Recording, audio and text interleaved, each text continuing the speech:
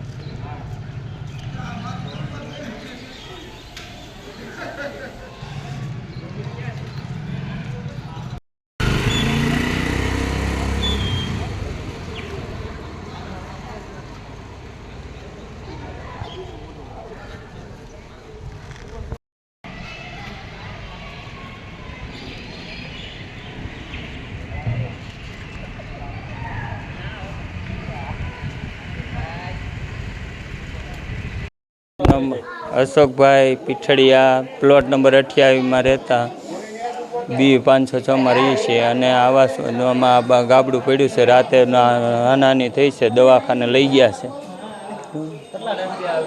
આ ઘણા ટાઈમથી આ જર્જરેલું છે, કંઈ ધ્યાન દેતા નથી।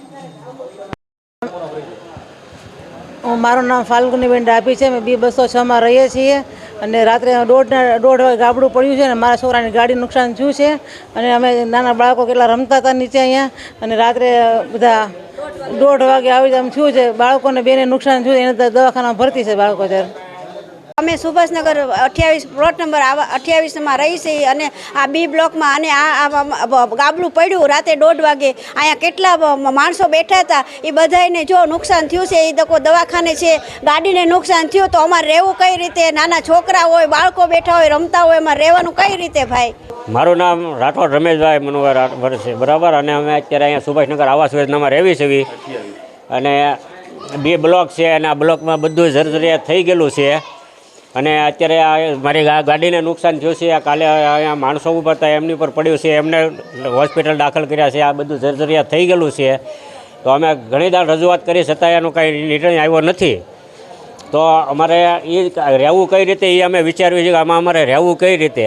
અત્યારે અમે ઉપર રહેવી તો અમને બીકમાં રહેવી છીએ કે કાલે વારે શું થાય હું અત્યારે આ રાતનું જ જોવો કે રાતે 1 વાગ્યા પછીના ગાબડા પડ્યા। હજી આ બાજુ જર્જરિયાત છે, આ બાજુ પડે એવું છે।